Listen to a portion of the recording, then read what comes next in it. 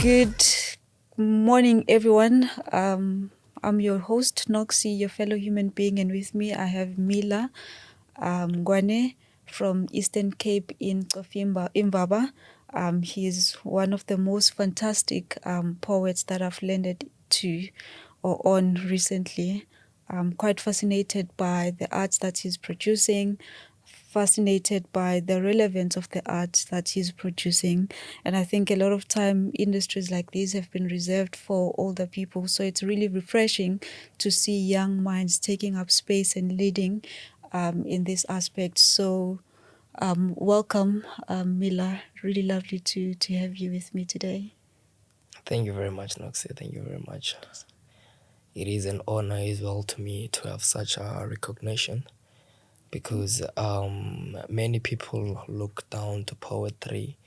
Hence, you don't see it in many places as far as the music industry. Yep. But when you tend to find it's kind of like one and the same thing. And the poetry has more impact, I would say, in people's life. I don't say that by thinking. I saw that like by experiencing. When I've been going to places, the DMs I get after I post poetry, etc. and etc. So I really love to be here and speak about poetry. Maybe also some other people will redress their mind about the ideas that I have of poetry, because some other people are like, poetry is boring, this and that, this and that, this and that. But it depends on the poet sometimes. Definitely have a lot of ideas, but I'm quite boring, so I don't think I would express myself in that manner. So I truly celebrate you and celebrate the work that you do. Before we get into the nitty-gritties and the introduction, maybe if you can just introduce yourself through the work that you do so that people can experience you in your element. All right, Noxy, all right.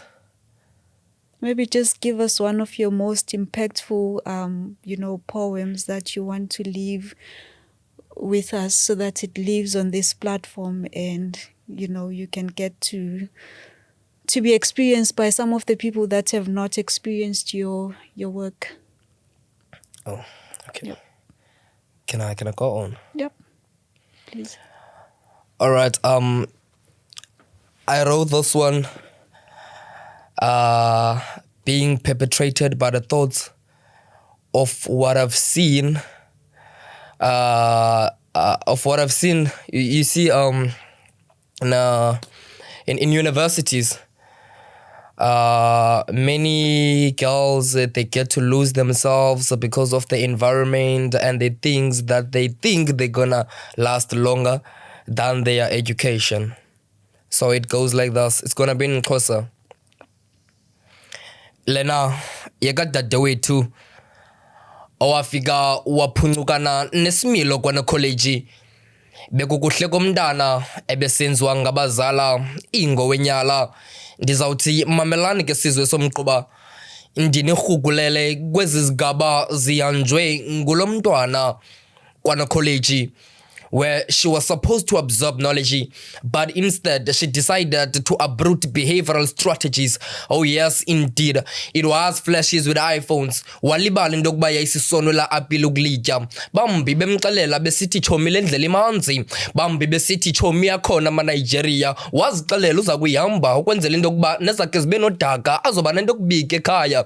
Ngelishwa nangebhadi kube kanti ke kuzawubikwa wakhe umphanga. Mamela Noxy, uzibhaqesele ntyumpa enyunyweni esonweni wayedadela enzolweni ubungabona utsicada wokuvela kwamanyala esidlangalaleni. Kaloku ikati emhlophe yafika yahlala yazinza yanaba de yalala ehlungwini. Uthe kwilixa ebecinga uthatha ngalo umphefumlo wakhe emhlabeni nanjengambongi waye wenqa kwiphetshana wabhala esithi ke mna igama ndinomathamsanqa jongilanga intombazanana iyaphuma ekhayeni ngelithi esikolweni ndafika ezizweni ndaminxwa nguwaxa ndabhidwa kuphapha itshomi zazingu nomnyadala abafana benditsala-tsala ngapha nangapha kuhle kwinkomo yetheko ndandilikhaba yangilowo ezisikela ndazibona ndisisikhulu kube kanti bingawamadoda lo maxhaka bona bandibona ndiyizeze bandinxibisa ubuxhaka ndasisinxiba mxhaka ubungabona nokugubungela kubumnyama kuhle kwehasha bendilitsala ngemilebe nesikolo sandikhaba kaloku bendisehla ndisenyuka kweli kapa bambhebe bendibabaza ndibuamaza ibububyaluyalo bungafunga ngamanzi olwandle.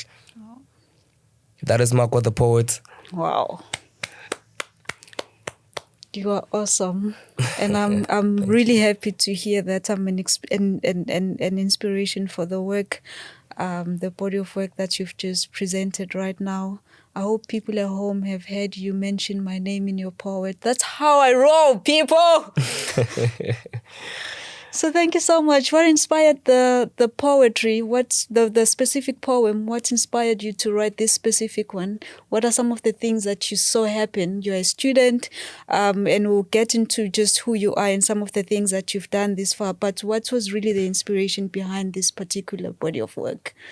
The inspiration behind this particular poem, I remember I was exiting my class. I'm hearing this group of girls. You hear those things of like, no, hayichome man, umvume unemali uba itsi ntontoni nayo yonke laa nto leyana uyabona. But I could see and sense that this other one is not really into this. But because of the benefits abamxelela ngazo abanye, and then she was like, okay, cool, I'm gonna do it because as far as they are concerned, she's the most pretty one, most KV one, and all the stuff. And this guy's the one such ladies and stuff like that. So she ended up falling on trap, and then when she fell on trap, she enjoyed because she's from a small village. Not really experienced a lot of things. So now as she was experiencing those things, she got to think that here is the life. Because when these big boys come, whatever you are dreaming for in 10 years time, they show you in 1 hour. Interesting. So she fell on the trap. But then at a later stage, I continued with the poem to an extent that some of them, when they realize these things, when they get the diseases, etc., get excluded by the schools, those academical exclusions and stuff, they end up getting depressed, thinking to take off their lives because now they're thinking that they have to go home, go face that old mama she left at home, we're having a diabetes and stuff, then they end up taking their lives. And then others, they end up here in Longstreet. It's interesting. Thank you so much for that. Let's just get maybe in 5 sentences, just give us a glimpse of who you are, your name, where you come from briefly, and why you do what you do. Okay. Behind Magwa The Poet, there is Mila Ngwane and Mayo Magwa Istuko. I'm from Tsofimvaba, but I reside here in Cape Town in Deep River. Yeah. I'm doing this kind of a job because I'm challenging our outside world. Because, you can educate kids, but there's nothing that is nice to kids as something that is rhythmic. Mm-hmm. Even when you go to church, when the pastor is preaching, people get bored. But when the pastor is singing, doing those tomoy yama level, that's when people stand up, connect with God, etc. and etc. and etc.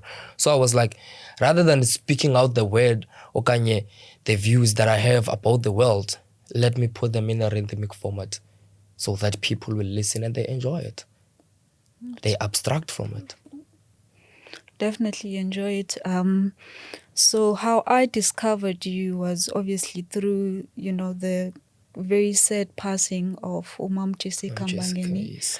And she is a force, and she's a formidable, or rather she was a formidable leader in terms of the arts, and I'm really happy to hear that so many young people looked up to her and the work that she did, which for me leadership is all about leaving a legacy. Yes. And I believe that you are a legacy, and many other young people who looked up to the work that she was doing.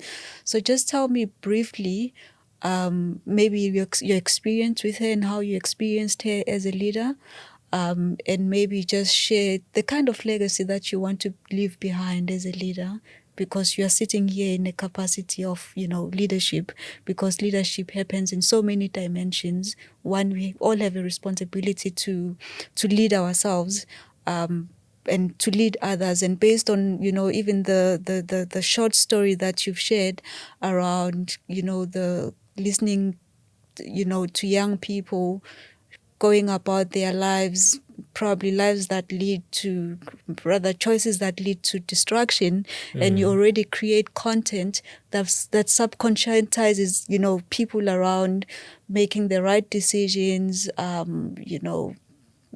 conscientizing them around the dangers of some of the decisions that they make. That's already just taking leadership in the space that you're in. So what legacy do you want to leave behind as a leader, especially a leader in the sector that you're in? The legacy I would like to leave. I wouldn't say I would like to leave a legacy, because Mamches Kambangeni has already done that. Okwethu nje kukuthatha apho ayeke khona and continue with the journey, because the journey is already there. Yep. We just need to continue with the path. And you would be very much surprised that while she was still alive, I never saw her. Ngeliso lenyama. But I remember the time that Safufuza Mandisazama, I was on YouTube. I saw her on live. And then I took a chance and commented that, "Mama, you are living my dream." She picked that comment. And told me that, "Look here, you are the pistol. Look for the bullet and shoot your shots." That sounds dangerous. You see, look for the bullet. Mom Cheska is dangerous. Whatever she says, it's a bar. Whatever. So ever since then, I was like, "Yarra." Out of so many people, you pick my comment, and I was looking like forward to it from a very young age. So I took that ngezandla zombini, and I continued with that. Uba now I was able to get the chance of performing while she's dead. You wouldn't see me on TV, or many people didn't see me on TV at the time of the funeral service, because I was given a special moment when in Xhosa ceremonies, when they are doing the funeral, they take the box into the big house of the family, and then they view the body. That's when I performed, looking at her like this for the very first time. Wow. It's a very overwhelming moment. And how did you feel?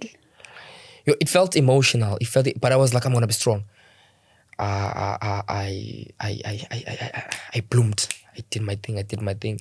But as the family was crying, looking at her sons and stuff, her sons, the way that they are strong, they make you emotional, because they are strong. I ended up crying, but I didn't stop reciting. So it was a very emotional and an honorable experience. Congratulations. Not too many people get, to and Mom Jessica is a such, giant, stages. So congratulations on the work that you've done so far. You are obviously a student. Is it aligned to your art, or you're just studying something completely different? It's not aligned to my art. At school, I'm doing applied legal studies, paralegal to be specific. I chose this degree because I was looking at the way that many poets, many artists, many artists get to be frustrated in the industry because they don't know contractual boundaries, this and that. They don't know certain sections, this and that. So they easily get fooled. You see, if it was for that knowledge, maybe Abu Zahara wouldn't have passed on the way that they passed on, wouldn't have went through those depressions, because I feel like there were things that they were needed to be educated about before even getting to the industry, but they didn't have the chance. So I was like, while I have this chance of choosing what to study, because at the back of my mind, I want to live with this art, let me choose this to prep me. So now I don't care now, whatever record label may say that is signing me now, I'm very much well informed. I know what to sign, what not to sign. That's powerful. So that's how it interconnects with my talent.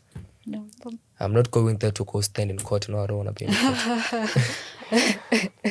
That's very interesting. So when I was supposed to choose what I studied, a lot of people assumed that I was going to do law because I was born by one of the sharpest legal minds. Interesting. And I think I had the mind for it as well, but I decided to do become accounting.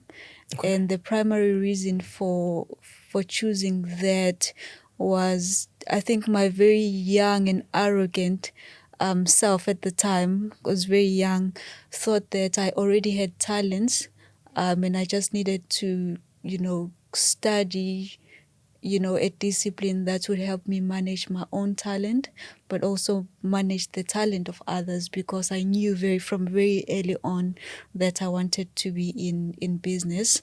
That has not changed. It did impact my life quite greatly in terms of the work that I'm doing and just managing myself and managing the teams that I manage. And I'm just very happy to hear that's the thinking that you have. You've seen the struggles of many artists that, they struggle with the legal stuff. They end up being done dirty, and most of them die poor because they couldn't manage their own talent. So it's very refreshing, to hear that, that's the thinking from a young person. So now you are obviously legally aware. You are using some of the skills that you are learning now to manage your art. How are you leveraging social media to make sure that it works for you? You have quite a following online. TikTok, you have like hundreds of thousands of followers. How are you then leveraging that to make sure that you can position yourself and your work properly? I wouldn't speak much about the social media management because I have a manager on that, which is Siphelele Sihlai. Yeah. If you read my TikTok handles, it says Siphelele Sihlai, not Mila Ngwane. Yeah. Because that is my founder in the social media. Now, I was never a social media person. I would just do the stuff in my room and be like, one day I will make it. But then I met this friend of mine, Siphelele Sihlai, and Siphelele was like, bruh, you are sleeping on top of money. Yeah. Try this. And I was like, bro, I don't even have an account. I don't even think to establish one. And it was like, you know what? Let me show you this thing. I have an account, but I'm not using it. I just watch people's stuff. He took a clip of a video. He placed it in. Within 24 hours, it hit 34K likes. Mm. Followers were like this. So we continuously did that on that account. So that's how it got to be that big, and that's how it got to be not under my name, because it was it was never my idea. I always give that credit to him. It was never my idea. If it wasn't for him, you wouldn't even see me here. Yeah, but what are the legal implications of that particular decision? Because my social presence, my social media presence is one of my greatest assets that I can monetize and use to grow my brand, my personal brand, and also earn money, using the asset that I have. So how are you then securing that asset from a legal perspective? Because the fact that you are using somebody else's social media to grow your brand, there's a legal implication to that. Implication. So how are you safeguarding yourself using the knowledge that you're learning from school to make sure that you can properly, secure yourself? Well, on that space, I once came across those thoughts because people fight this and that, this and that, this and that. So I was like, how am I going to be secure from all this thing? And then I took this matter to one of my lectures, a very good lecturer, Mr. Martin. Told Mr. Martin about this. But I told him, I'm afraid because people fight this and that, this and that, this and that. How would I then stand for myself in such things? You see? So he was like, okay, since this Siphelele Sihlai is also a brand because he's an event organizer. So he then interconnected with him to have drafts of kind of like a contract. He said a contract doesn't have to be formal as long as it has the aspects of the agreement. That this is like this is like that, this is like this is like this. So that's how I'm secured. We have that document. As long as you're sure that you're secured, I'm secured. I'm happy. But again, I still do have an interest because I think a lot of people would love to know whether you own the account directly or your manager, does the work on your behalf. But how is that being leveraged to ensure that, you can monetize your art and you get to be known by so much more people than you would ordinarily, have access to? The account is with me. I manage the account. I'm the one who opens the lives, this and that, this and that. What he does for me is to get gigs. Yeah. Is to get gigs. He put me out there. But in terms of posting, doing the videos and stuff like that, I do all that by my own. Because I want to do it the way that I want to do it. I'm a very stubborn person. So I want to do things the way that I feel like they should be. And that is working. Yeah. Sounds good. Are you making money from your social media? Yes, I do make money. I do make hell a lot of money. I remember when you just sent me 1,000 rand out of the blue. I did not, people. I don't send people monies. You see. But anyway, there was someone from this company who sent me such an amount within a space of 5 minutes. There are people who sweat for the whole month for that money or even below, you see. So there are many people like that. As I'm saying that my poetry is very spiritual, very fundamental, and mostly I touch old people in places. So they always give back. And the social media, it is where I got to be seen and get those events, those recognitions and stuff. Because even Mam Cheska's family saw me online. Yeah. You see. Sounds good. And I appreciate that. Just a question I have around, your upbringing, the fact that you saw something wrong with the conversation that the girls were having. And I know you didn't do it from a judgmental perspective, but it's really the fact that when we are brought up to have a recognition of, this is right and this is wrong, right? I always tell people that I am very judgmental because I believe that judgment is one of the faculties that we use every day. When you're driving, you use your critical judgment skill to judge whether you should move forward or you should turn. So I think it comes naturally, but because people are used to condemning people, they then say they don't judge. But I think I'm in a constant habit of just judging, but I don't condemn people. But again, just going back to your upbringing, what is it about how you were led at home and the leadership that was presented to you at home that made you have that recognition between what is right and what is wrong and what is destructive and what can build a young person? What is it about your own upbringing that got you into that space where you are able to see that? Because there are so many people who don't really have that kind of, discernment for what is right and what is wrong. Well, to start off, always have this mindset of not everyone that is on streets chose to be there. There are certain situations that perpetrate people's acts, whether they are good or bad, So I would say that I won't give that credit to anyone because ndazikhulisa ngokwami ngokunolo hlobo because of the situation that I grew up when I was around age of 14, 16. I was very abused when I was growing up. If you have abantu kuthiwa ngoTabawo, I was staying with one of them in Your auntie? Yes. Oh. Mama, my father's sister. Yeah, I stayed with her for around about, I think, 4 years, and it felt like hell It felt like hell. I would go sleep without eating, this and that, this and that, this and that, because of their personal issues, which is, I don't know, you know.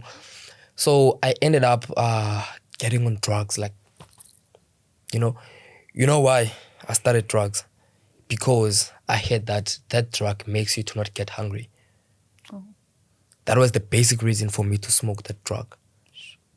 Because that drug doesn't get you hungry, etc. and etc. etc. and etc. etc. and etc. Because when kids start to smoke, they have those 7 whoosh, this and that, this and that. They wasn't having those. I remained as sweet as I am, but I was changing in terms of the appearance and stuff like that, because those things change you. They make you ugly and stuff like that. But I noticed, because I like girls too much, so I was like, nah, man, this thing makes me to look ugly and stuff like that. And then I was noticed by one of the teachers at school.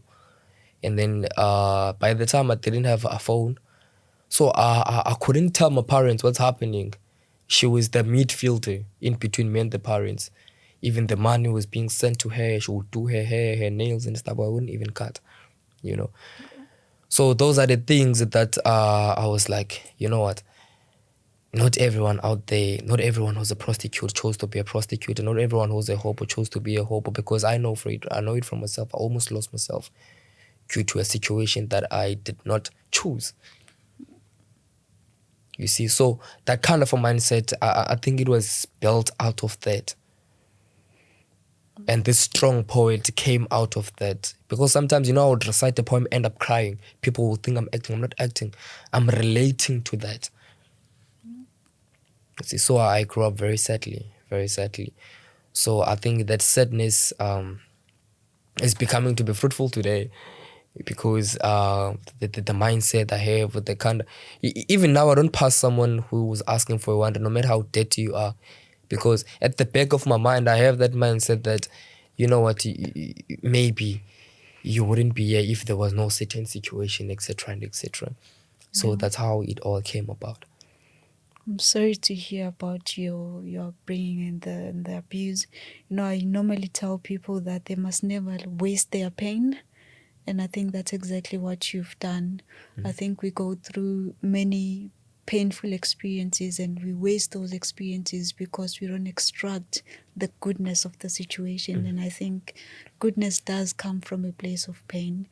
And just taking the lessons and all the things that you learn, even the skills, when we talk about negotiating, sometimes people think of negotiating as this very sophisticated skill that you learn in business, but you do learn as a young person, being forced, to live under such circumstances, to negotiate your way out, of those situations.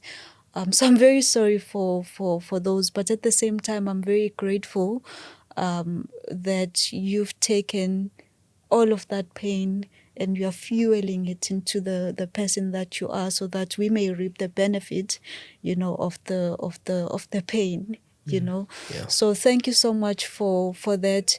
I just want to understand, growing up under such circumstances and growing up with, an abusive aunt or relative, how did it affect your relationship with leadership? And I'm asking this because our relationship with authority and leadership has so much to do with how we were brought up. I'll just make an example. Probably was blessed to have a very good father, and he was a symbol of leadership for me, right? And as a result, I find that in my adult life, I relate very well with leadership. For me, leadership is, a symbol that I can sit with, I can negotiate with, I can reason with. I relate very well. Whereas the opposite is also true. People who had very bad experiences with people that they looked to for leadership when they were much younger tend to have a very different, relationship with authority and leadership, to a point where, they despise it. They think leadership is there to perpetuate, some of the worst atrocities based on how they experienced leadership when they were growing up. What is your experience with leadership now, having grown up in the kind of home that you grew up in with your aunt? Well, I would say that the most based on that was that duty of doing everything for yourself at a very young age. Yeah. Because I had to think, what am I gonna eat? Where am I gonna get soap to wash these nice clothes that I have? Because back then, people didn't know that I'm going through struggle, because I would wear nice All-Star Nike head to toe, because my parents were just sending things. So I was looking nice from the physical appearance, but inside I'm dying, you know.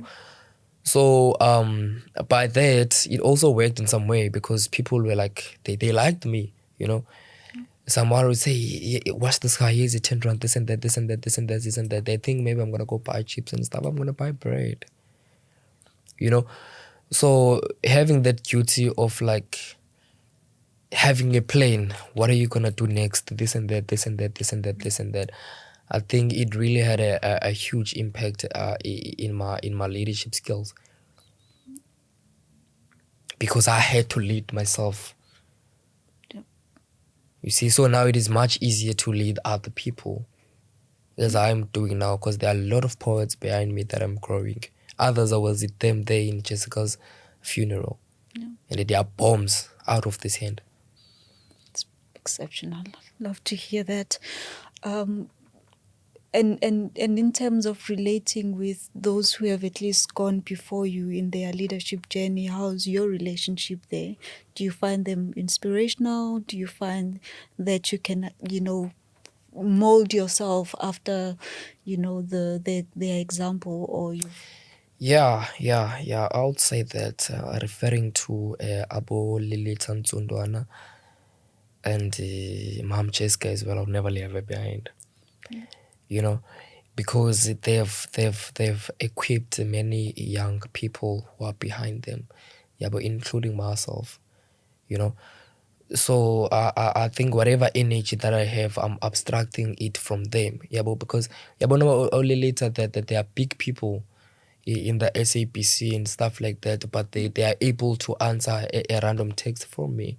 So why wouldn't I do that to the others? Yeah. You see. So I think that is the interconnection. I love that so much. One of the things that I always strive, towards as a leader is being accessible, because there are so many people who call themselves leaders, but they are not as accessible to the people that they are leading, and it creates a lot of, challenges, and sometimes people end up leading by name, the people that they are supposedly leading, they are leaving them behind, and so no one is following, because they are not accessible, and they are not able to inspire and influence the people that they are leading. So it's really good to hear that accessibility is one of the attributes of leadership that you honor very much, and I quite like that. Just want to go back into your experience again. Some of the traumas that we go through as people do influence how we become, especially when we don't deal with those traumas. You then find that you follow the example of your abuser, because you didn't deal with the experience.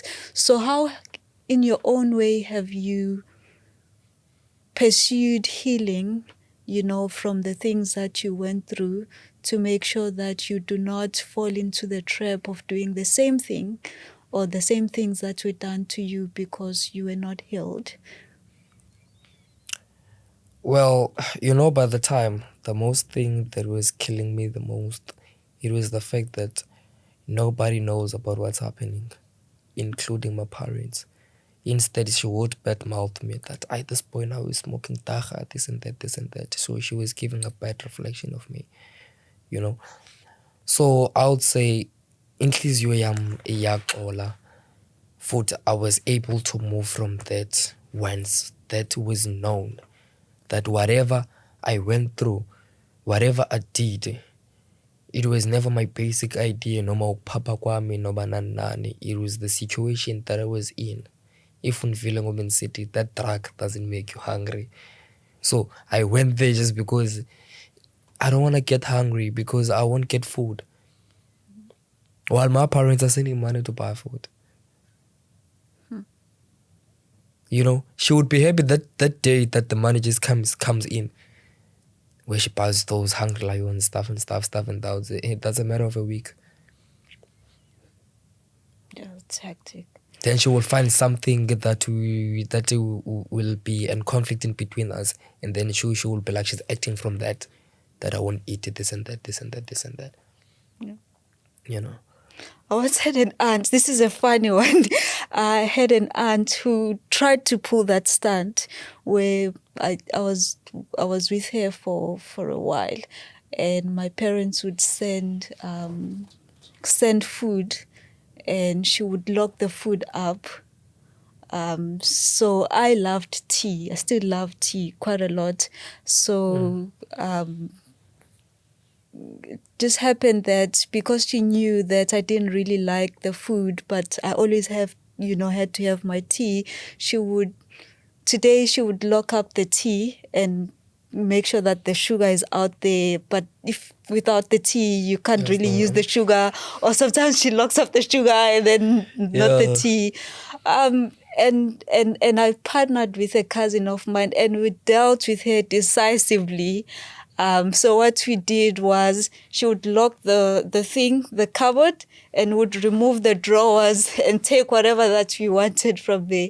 That's how we dealt with that bully. So did you have any, funny stories where you felt like, yeah, no, I've dealt with my abuser? You know what I did? Yeah. This other time, my mother wasn't able to send money through her account, So she's not educated, so she doesn't know those things of e-wallet, cash send and stuff. That's when she consulted me, because I was very smart, that there's this money in this thing, etc. and etc. I lied. I said, you need to get a voucher from the shop. Let me call this phone to the shop. I left. Went to the mall. I ate everything that I last ate long time. When I came back, she had her own room. I had my own room where my granny used to live, but my granny moved to the villages, because we were in East London, So she moved to the villages, so I was sleeping in her room. So you can lock that room. I did the same thing. Went to buy food. She was crazy in that township, going up and down looking for me. I was nowhere to be found. And how old were you? I was around 16 years. Sure. I was around 16 years. About 2014, so 2014, 15. I was around 16 years. So yeah, that's how I dealt with it. And this other day I was coming from my friend's place to study. So I came back around 2 o'clock. Those things of cross night and stuff. Yeah. So there was that wind of spring. You see that wind? So and while you are standing, you can hear like it's sinking at least walking up. So you're not really comfortable of staying inside. And I'm knocking, she's not opening. What I did, I went to the next door. There's another guy who smokes grass too much in the next door. The one that used to give me that drug. He gave me a hammer. I went to break the door. And then when I break the door, that's when she stand up and be like, we are together, this and that, you and I'm trap. Yeah, I'm trap straight. And then her kids stood up, they ran to call the neighbors and stuff. But the very same kids, they explained because the community wanted to beat me up, because they're like, this boy is on drugs, this and that, they don't know what's really happening. Then there's that small boy of hers. He gave all the story. Yeah, that's hectic. But that requires a lot of healing, coming from that and being driven by anger to a point where you can, do such a thing. And again, how did you go through a process of healing, or you just assume that because you are not in that situation anymore, you've healed? I think I assume, because when I critically talk about this, I always cry. I always cry when I critically talk about this. I always cry, but I think I just assumed that I'm fine, just because I moved out of the situation. Yeah. But whenever I see her, yo, those flashbacks, they come like a waterfall. Canceling, bro. they come like a waterfall. So I can't face her. And surprisingly, she's posting me each and every after video that I drop. Umtanaka put it this, umtanaka put it that, and that is killing me inside, because I'm asking myself, did this person forget what she was doing to me, etc. and etc. No. So I would say I healed, but there are things sometimes that take me back there, and I get to be very, very emotional. No. And what do you think will lead, to healing? I mean, it's very, very strange, because you're saying that she's seemingly proud of you, and she's proud of the things that you've managed to do and the things that you do. How do you begin the process of healing? Because I can imagine that, obviously you're not going to mention any names, but she knows who she is, right? So how is this going to impact the relationship? And yeah, I'm just interested, how are you going to kickstart like your healing process, whether as an individual or even collectively, as a family, because I do think your parents have to be involved in that healing journey. So how are you going to start the process? Firstly, I would say that my parents do not really know me or do not understand me. The people who know me are my grannies, because most of the time I grew up with them. Even with my mother, yes, there's love and stuff, but we don't communicate for too long. We can drive from Muizenberg up to Century City without talking. There's music playing. She's driving while I'm driving. So we don't really have a connection, but they are always there when I need something.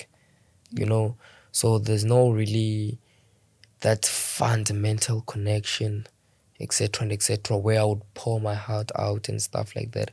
I haven't felt a safe atmosphere towards them. Okay, I don't get to be too comfortable towards them with those such a thing. But when I speak with my grannies, Koko, this happened, this happened, this happened, this happened.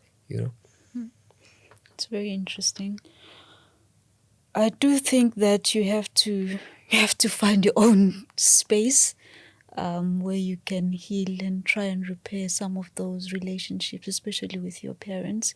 I do sense that you may have or even harbor a lot of disappointment because you felt that they didn't even protect you, from your aunt. So maybe those are some of the things that you need to deal with, and just break that shell and find a new way of relating with your parents. You're blessed that they are still around, so you have an opportunity. One is not around. Well, the one that's, I'm sorry about the one that departed, but the one that you have, just savor the moment, work towards healing and truly connecting, because that's very important. I think if you can master... I don't really know how I would do that, because sometimes even when I want to ask something, it takes time to go to her room. Sometimes I'd go and then no, it's fine, I turn back.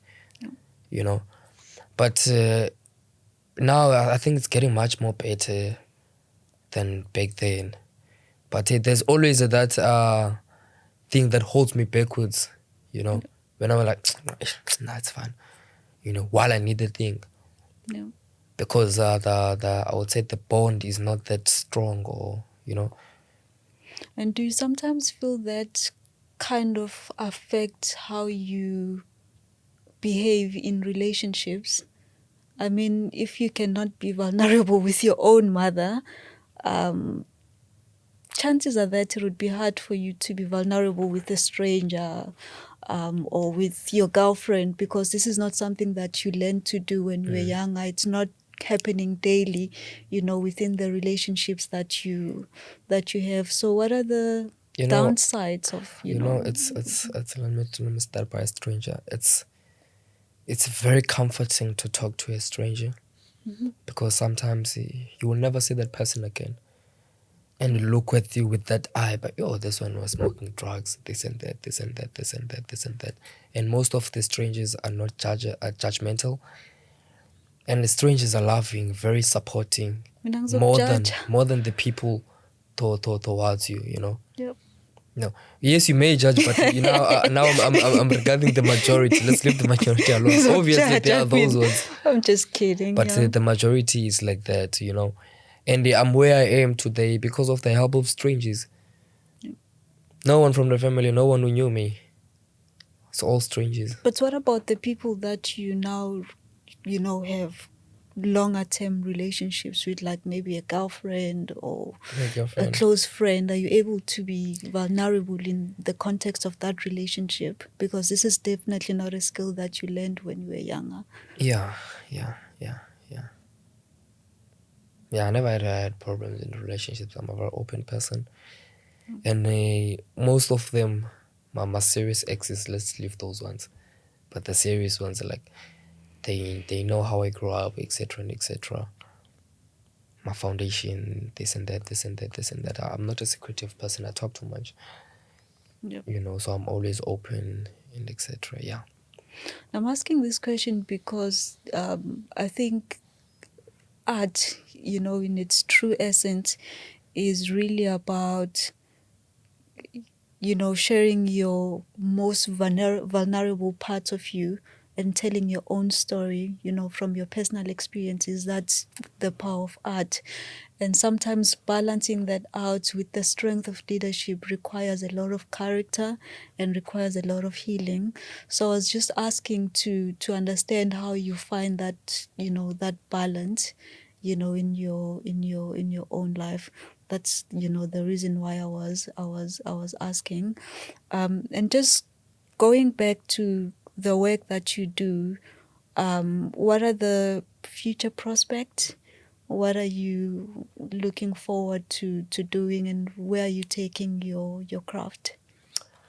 Well, my most fundamental idea, and I just discovered it not so long ago, because I always wanted to be this big poet, even bigger than this, But what I saw, there are many, many, many, many young poets that woke up after they saw me on social media. And they have a lot of DMs. Bruh, how can I do this? How can I do this? And those that I've assisted so far, they are doing flames. Yeah. Even more than me. I remember there's this other boy called Usia Sono. He's Prince the Poet. Usia, he's even hitting me with likes now. He hit millions. He's out of this hand. So I'm thinking to have kind of like an organization. It's called kind of like a thing of poetry. Educate more poets. I have that kind of idea, but I haven't set well and structure how am I gonna do this and that. But the idea is there. Yeah. The idea is there because there are a lot of young poets who are looking up to me. Most surprisingly, even yesterday I was commenting on another boy's video. I was like, this boy is powerful. And then I asked him, boy, can you give me a feature on this poem? He went crazy. He said, bruh, your brand in the Baseleka go this and that is Xhosa boys. The Baseleka go I don't even believe you are texting me. No. And then he went to screenshot his phone. His phone is full of my videos. And I was like, if I inspire such people, because when I saw him as a threat. I was like, hey, this boy. Kanti, I am the fundamental of his fuel to move forward. Yeah. So yeah, that idea came around about that. I was like, if I can have open an organization and stuff, I feel like many will come, and I feel like many good products will come out of this, because I have a vision about poetry must be in that level of music. We must have awards, etc. and etc. because poetry is working massively, even more than music. That's why you don't find poets in taverns and stuff, because we're always speaking the truth, and the radical truth. We tell you what you need to hear, not what you want to hear. Yeah. About certain we are radically in the truth, you see. I like the issue of radicalism in poetry, and maybe it just creates a good platform for me to ask this question. Um, how do you think poetry can be used, as a tool for advocacy? I mean, you spoke about drugs, which is a lived experience for you. You used to take drugs because someone told you that when you take a certain drug, you don't go hungry, which is a lie, you know. No one should ever take drugs because they don't want to go hungry. It's just a fallacy, something that will steal people's futures, and you know exactly what that is. So how do you then plan to use your art form, which is as radical as you say it is, to make sure that we don't have young people, doing drugs, and there are many other social ills? How do you plan to use your platform, even the influence that you have, the following that you have, to make sure that you can educate people, you can advocate for, some of the things that you see all around you and all around us, in fact? Okay, well, to start off, my poetry empathizes and sympathizes, whatever I talk about, ndiyithatha ndiyinxibe ngokwam.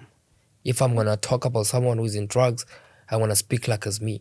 If I'm going to talk about a prostitute, I'm going to speak like it's me. If I'm going to talk about a rapist, I'm going to speak like it's me, so that you can directly feel it.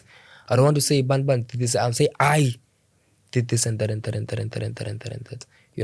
So I feel like people are mostly can be able to abstract from that when I, You put yourself in put there. myself in those shoes. I put myself in those shoes, and in my poetry, I don't write those things of sunshine, what that. I come to the actual world, tell you what's happening around you. You don't like the beauty Beauty, butterflies, like what? No, I don't do that kind of a poetry. I tell people problems, etc. and etc. Yeah. I think that's why people love me so much, because I talk about what's happening. I tell you what you see. Yeah, but even when I was reciting that poem, I'm pretty sure you had a vision. Yeah. I did. I just was thrown off when you used my name. I was like, guys, I was never on drugs. That's not me. It didn't have a Nigerian. I'm just kidding. That's really powerful. And I love your art form, and I think a lot of people can identify with, the ills that you talk about and how you place yourself in those situations, which I think is just so powerful. But how much of it is, when I can imagine this for actors, after, acting or playing a certain role or character, you're most likely to be overwhelmed by the burdens of that character. How much of it do you then take on, as a person, Well, I feel like it's different from me, because actors are being told to read the scripture, did this, do that. With me, it's a personal demand. Yeah. I do it out of my thoughts and etc. and etc. So I feel like it doesn't really have a bad impact. And you can regulate how much you get in there. Yeah, I go all in. I go all in. Yeah. Sounds good. Any questions for me? I've been asking most of the questions. I've been asking you so many questions, just in case you have questions maybe from some of the things that I've asked. Do you have any? Okay, you personally. No, it's just anything. It could be random, it could be personally. Yeah, now I'm asking. So for you personally, what attracted you from Magwa The Poet? Because I'm pretty sure there are a lot of poets in the social media. Yeah. There's a lot of us. How did you pick me up to come and put me in this glamorous space? I must say that there's nothing special about you. I'm just kidding. But I think I connected. I believe that for every spoken word, there's an audience, right? And sometimes you may not choose who that audience is. Yes. It's the soul that connects to another soul. I like it, when the Indians greet each other, they would say namaste. Like whatever is in me greets whatever that is in you. And I think we say the same again in our own languages, in Xhosa or in Zulu, where you say sawubona, which means whatever that is in me is connecting with, so it's a connection thing. I connected with the content, but I also just don't connect with or leave it at the point of connection. I also dig a little bit deeper. I'm looking for consistency. Have you been consistent in the work that you've been doing? Have you been consistent, even in some of the attributes that I look for in a human being? Are you human enough? One of the things that we say about Unscripted Synergy is we are looking for the human side of leadership, right? We want you as raw as you can be as a human being. Do you exhibit those human elements that are just becoming so hard to find in human beings, right? Do I? So you did, and even now you do. And I think it's a skill that we learn through difficulty. You spoke about your ability to empathize and sympathize with other people. It's only human beings who have the ability to sympathize or empathize. So once you lose your humanity, you fail dismally at those two things, right? So it just shows your human side. And I think there are so many other things, your vulnerability, your ability to ask for help. A lot of people are too proud.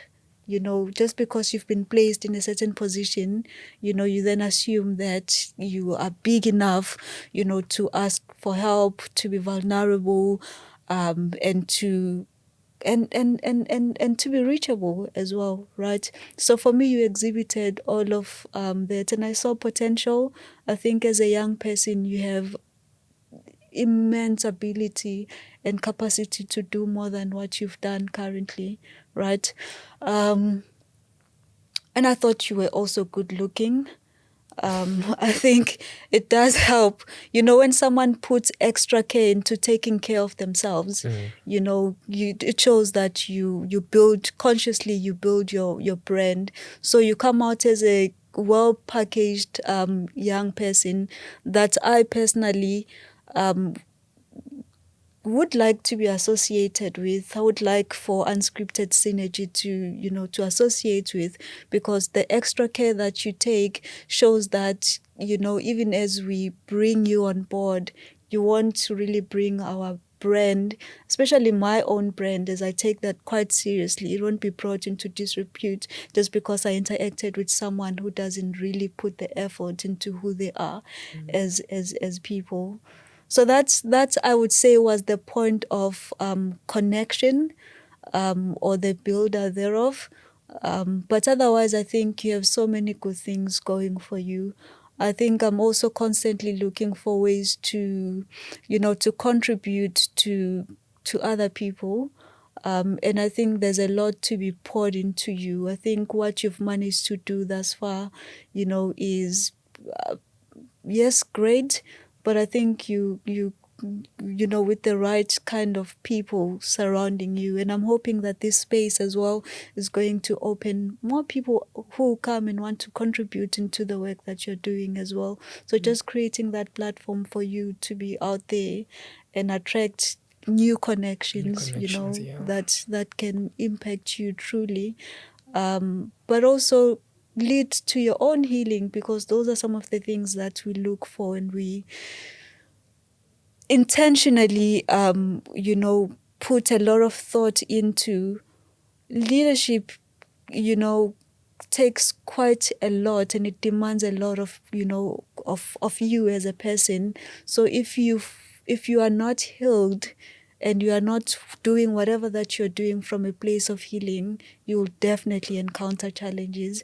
And some of those challenges will be much more dire, when you manifest some of your past traumas.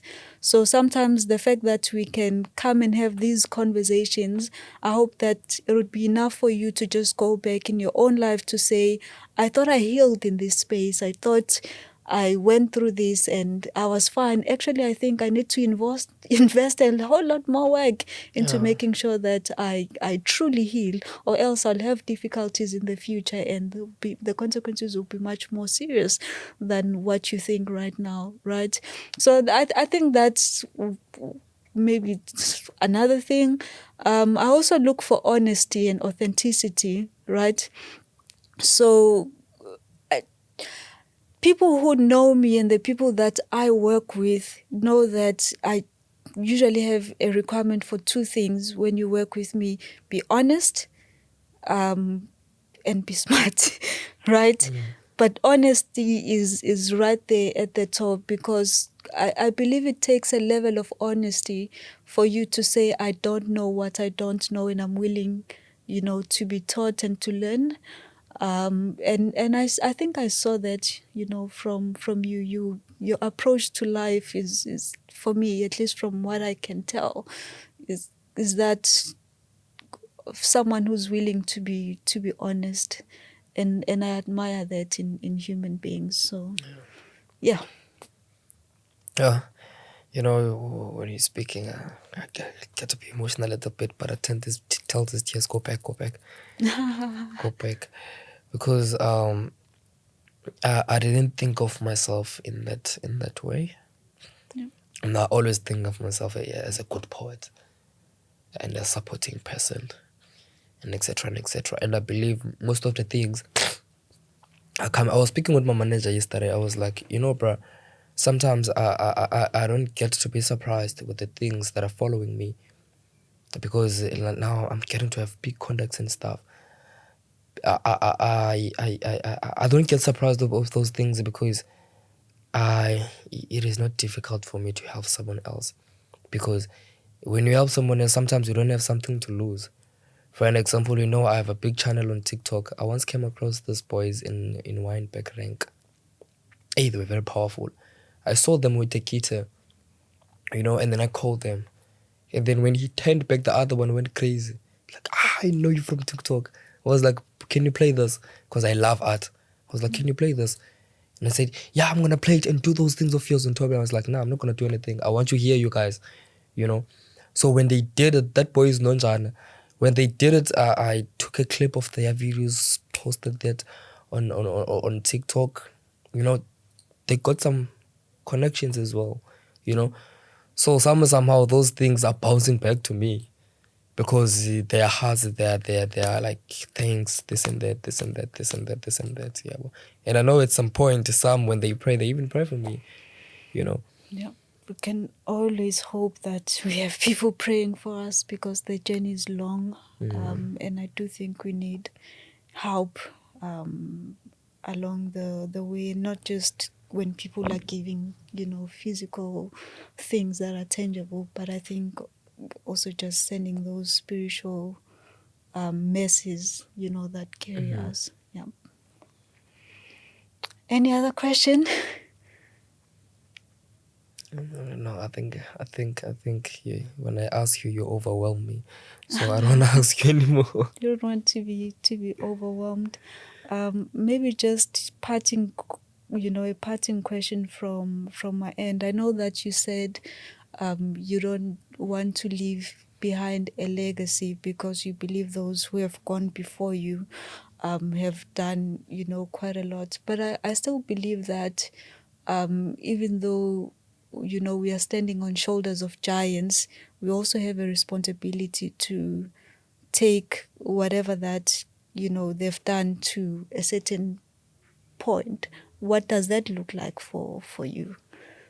That's the one question. And maybe the last question would be, I know that you want to also create that school, right? And these two questions are connected. but what can you tell the person? Because not everyone is going to enroll in that school, right? And some of the people that you impact, you never meet, right? But what's the message that you want to leave with young people who want to be just as great as you are and use art, to heal other people, to conscientize people around, some of the social ills that are all around us, and to speak for those who don't really have a voice? There's a song yesiZulu ethi sometimes kuya ngokuthi ungubani futhi uhamba indawo ezinjani. Many people get that in a wrong concept, because they think that we are talking about luxurious spaces, we are talking about rich people. But yes, we do talk about rich people, but rich in mind, So look at your associations. I'm very proud to say all my friends at youth are very smart.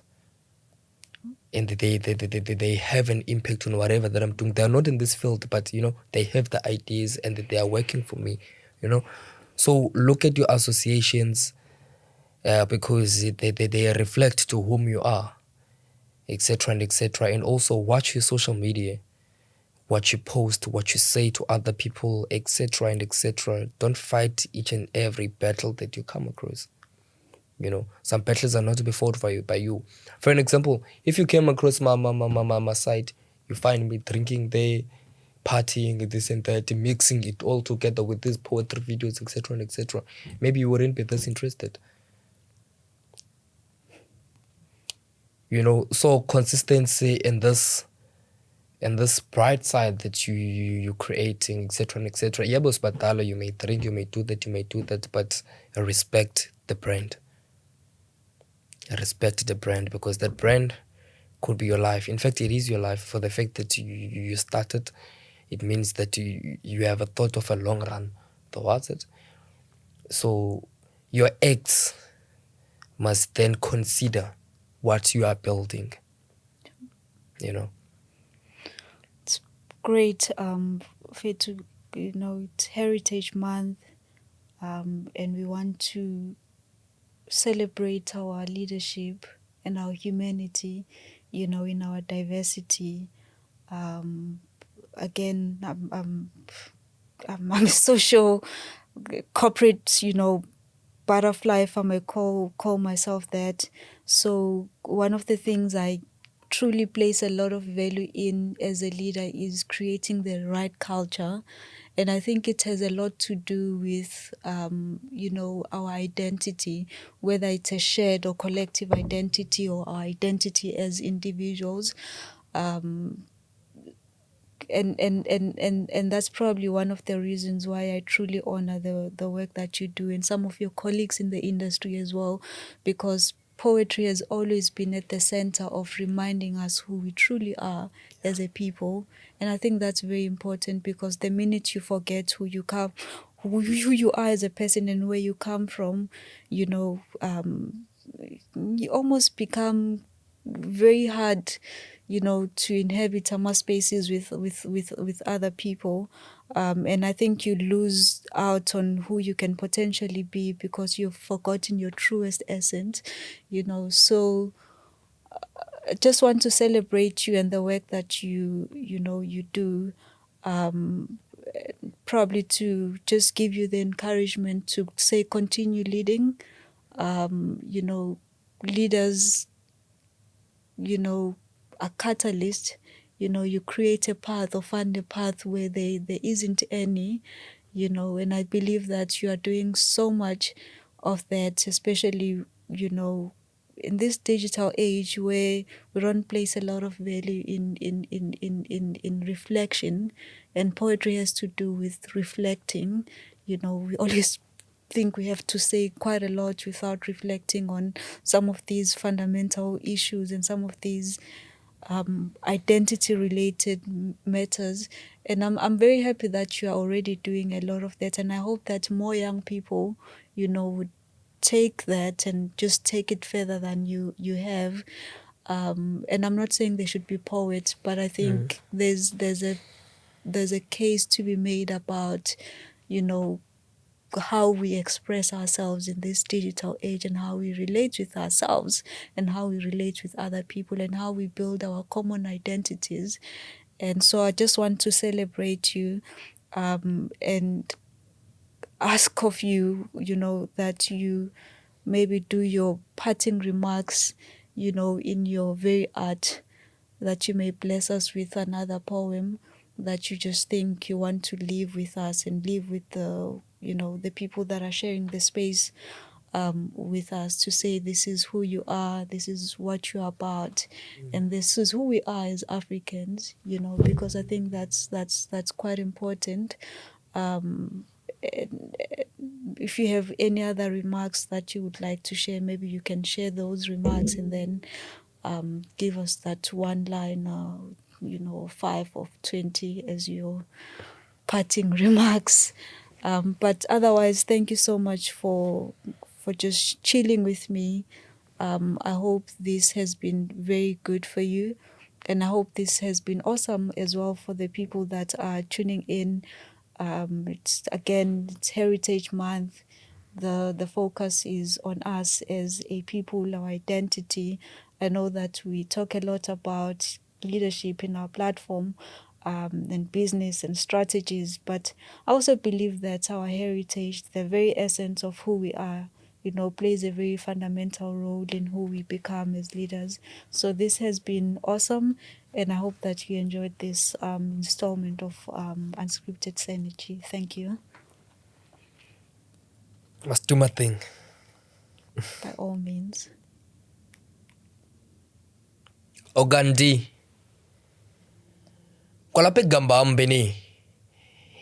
Nanjangogo kwalomoya ngosiba ndiyimbongi kuye kwabonakala into yokuba ndiyingqondi. Ndike ndazibaza kwintsinda abadala kwelixa ndiphambuka. Zegqixhama iinkothovu zamaxhego zisithi mamela nyana. Kwedini kaMagwa ukugeqaza kwengqondo iyakwazi uba kukuvuma kwentloko. Ubungabona ukutyhileka kwengomso kuqiqeka ubuqaqawuli kusonguleka abahlanguli. Ze kwasendle kwafuma. Bagqawutsa babuya ndathi ndizawushokathela ndisonke ndiquke kwelo lixa ngoba endikwaziyo noxa ungabila nje kodwa yena uqamata uyosula kwelinye lixa nokuxhamla isihlunu naye ngenye imini ithambo uyakwazi ukulimunca ngoba nam ndandihamba ngeenyawo babe ndivalela incango rhoqo ngoba kaloku le nto imali kubo ngumqobo kodwa ndafumka ndathi ndizawugoba ndisezawubonga kube buhlungu intloko kukhuthuka amadolo ngoba kaloku ndibalula elam ingomso. Kwathiwa bokhala ngebhadi abo banenkani ngelinye ilixa kwa abo banemali kuthiwa uwile umntu omkhulu ndeve ngesandi mandiyolule lo nkantsi ubudlelwane mabulunge nabo bubahlali intliziyo mazingcwenge zifane namanzi uke watsho umfo kamantshi esithi le nto imali iyakwazi ukuyenza irhatshi ulibale ngentlanti ulibale ngomdali nokubaluleka kwamaxhanti kodwa mntana omntu omnyama namhlanje ndizawuthi vula isandla ubone ikamva liqhakaza ngoba yena lo mthetheleli unamandla uyawaqhoka amaqhwa ungalibali uyasabela ngothandaza. Nika namadolo ukutya kwawo.